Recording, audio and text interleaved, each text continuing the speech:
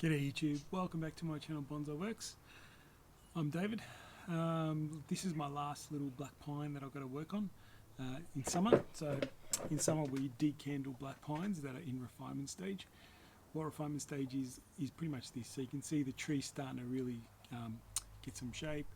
I mean, starting to develop the branches, starting to develop the candles. So that's called refinement. So we're actually building the trees candles and trying to get the needles smaller, and that whole process of refining a tree, refining a black pines, is part of the decandling process. So we need to decandle. That means cutting off all the candles. We also needle pluck a little bit to balance out the tree. So we try and leave the same amount of needles on all the branches as we can. This tells the tree to feed the tree evenly over the coming months and into autumn. So in autumn then we'll do the bud selection. So it's a process of refinement on black pines. Now I keep repeating myself. You probably hear this so many times from me, but it's the same process. It's the same thing over and over again. Don't change something that's not broken because it works for black pines. Black pines in refinement, not in development. Like if you are developing a tree or black pine, you're still growing the trunk, you're still growing branches, you're still trying to thicken it up. You don't do this process. The only thing I can recommend with growing trees that are you can try and grow them on is let long whips go, like leave as much needles as you can on it. Probably just avoid having the whirls, they call them whirls, where in one spot you get 5 branches coming out from the one spot or more. What that does, just makes that area really thick. So eliminate them as early as you can back to 2. So the trunk is number 1, so that's always number 1. And if a branch comes off it, that's 2. You can't have 2 branches coming off the same spot. So you can't have the trunk and 2 branches. Like imagine that's, I'm trying to do my fingers, it's a bit hard. Imagine this is the trunk and then the branches. You can't have that, that's 3.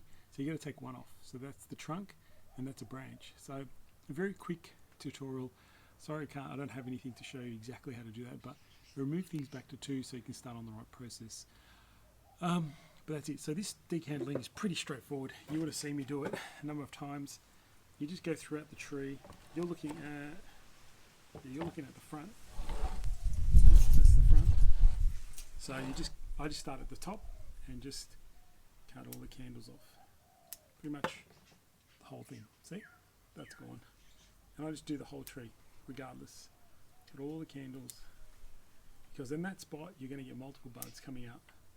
I also try and needle pluck at the same time, just to save me time from going back through it again. This tree is pretty quick, it's small. Won't take me more than a few minutes, 10 minutes or so. Just got to bring it closer to me, sorry, it's hard to see.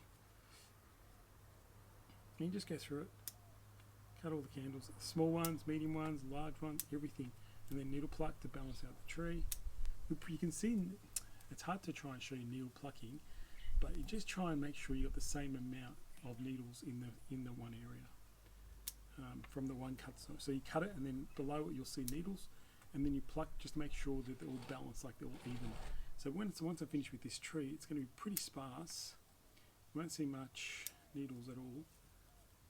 This is a good little tree. This is pretty much more of a sentimental tree as well with me. This was probably early 2000s.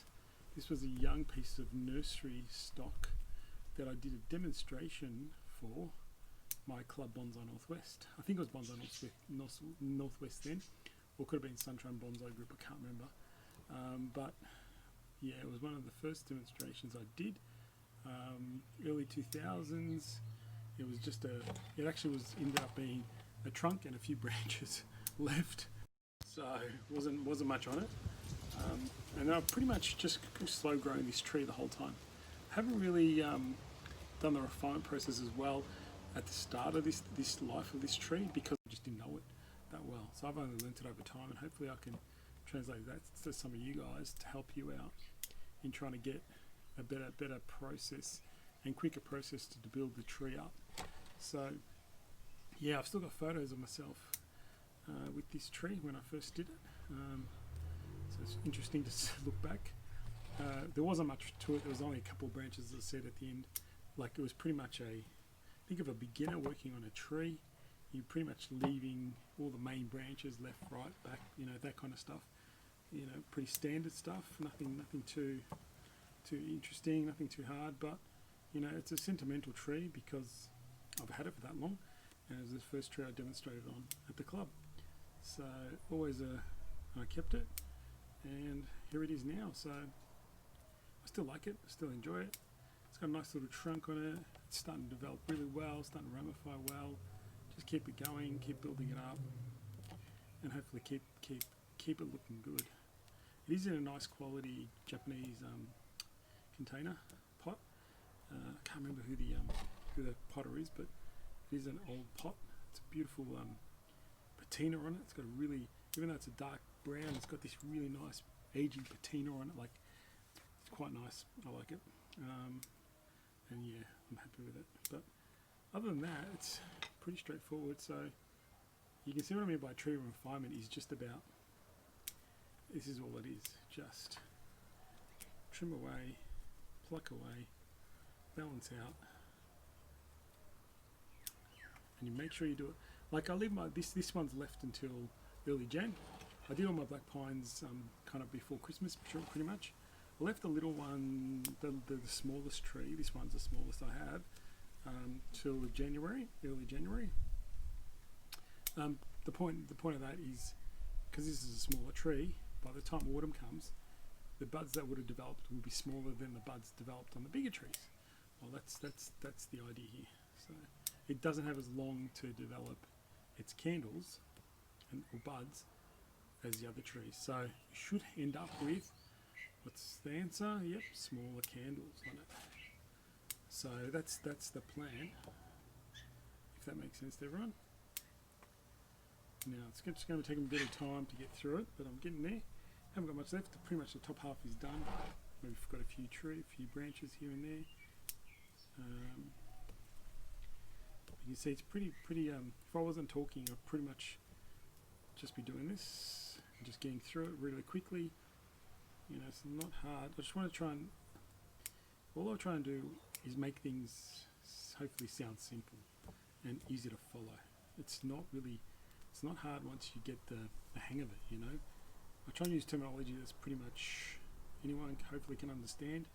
I know my Australian accent is a bit hard for some people to pick up, but yeah, we try. I try. So black pines, I know are a big favourite of everyone's, or a lot of people. It is one of mine as well. I think the reason I like them so much is the way they can respond. You're pretty much, it's just genetics. It's Mother Nature, whatever you want to call it. I mean, these trees, black pines, grow in Japan, you know, in the coastal areas. So how I understand it is they're used to getting all their new candles knocked off over the generations and thousands of years or whatever it is. In summer, due to the typhoons, etc., knocks them all out, knocks all the candles out, and they're known to, and that's how they develop the second flush of growth. So it's just you're not fighting Mother Nature, you're going with Mother Nature. So, and that's why I like them so much, is that you're not trying to do something against its own natural growing process. It's a true natural process to put out a second flush of candles. Now, that is all to our benefit. So the more you're not fighting a tree's natural instincts, the better and healthier and better result you should achieve. So, and we use it as a technique to build ramification, build smaller buds, smaller needles, and so on. So we're just following. Mosquitoes. They seem to love me today. In shorts. In shorts doesn't help, and it's a warmish day, so what can you do? Got to be out here. I thought it'd be quick, but we'll get in there.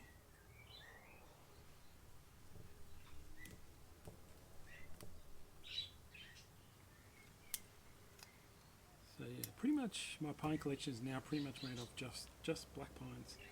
I haven't found anything that's quite exceptional in terms of Muga or white pine here in Australia yet.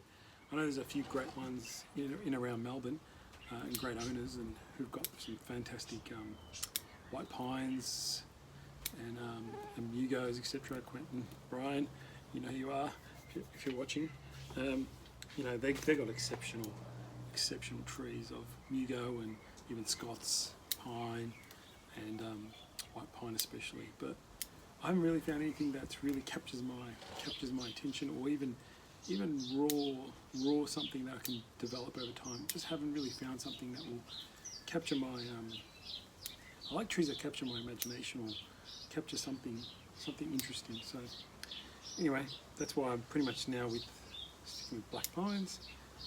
Pretty much what I do these days.